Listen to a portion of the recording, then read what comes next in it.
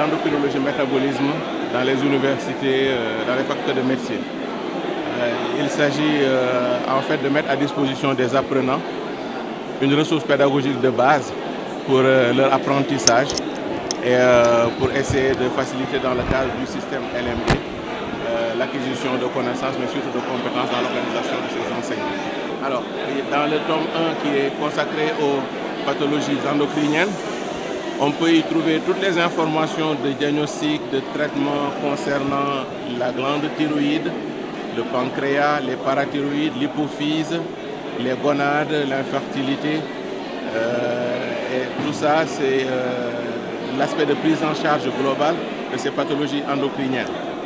Message que le médecin doit pouvoir délivrer aux populations, mais aussi ressources également pour la population, pour l'individu qui peut s'informer si jamais il a une pathologie qui touche certains de ses organes.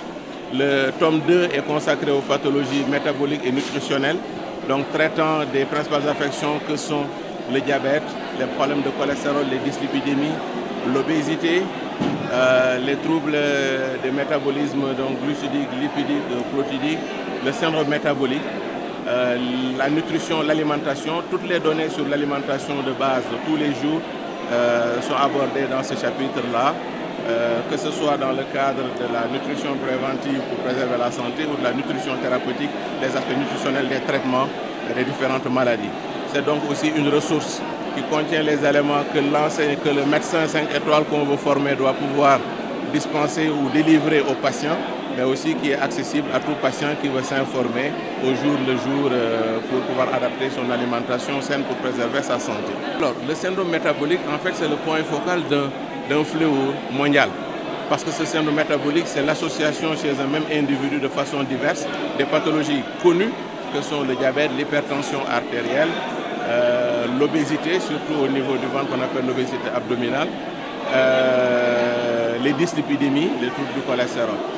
Et donc, la constellation de ces pathologies chez un même individu détermine le syndrome métabolique. La gravité de cette pathologie, c'est que ça a des conséquences cardiovasculaires. Et la première cause de mortalité, ce ne sont plus les maladies transmissibles, mais ces maladies cardiovasculaires qui sont favorisées donc, à côté du tabagisme, donc, par cette hypertension artérielle, ce diabète, cette dyslipidémie et cette obésité qui surtout prédomine au niveau abdominal. Absolument. En fait, si on veut être dans une approche préventive, holistique, il faut agir avant même la naissance des individus. Il ne faut pas avoir une intervention individuelle, il faut avoir une intervention globale. Parce qu'on voit que le potentiel génétique que présente l'individu qui pourrait le prédisposer à ce syndrome métabolique est modifié par ce qu'on appelle l'épigénétique, c'est-à-dire tous les phénomènes environnementaux qui peuvent être autour de la conception ou au cours même de la grossesse, voire toute la vie de l'individu.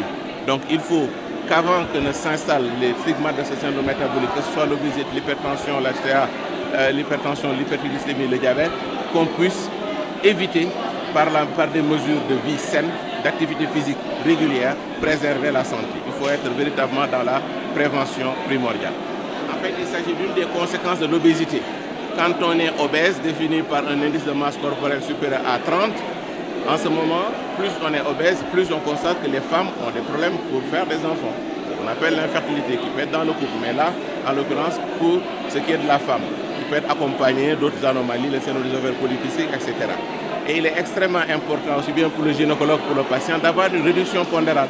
Et les gens le savent si bien que les gynécos, quand il y a ce surpoids, ils nous les envoient pour qu'on essaie de réduire. Et parfois, cette obésité peut atteindre des seuils morbides, comme on dit, que ça nécessite des interventions jusqu'à des interventions chirurgicales pour que la femme puisse retrouver la fertilité et une qualité de vie qui est très bien.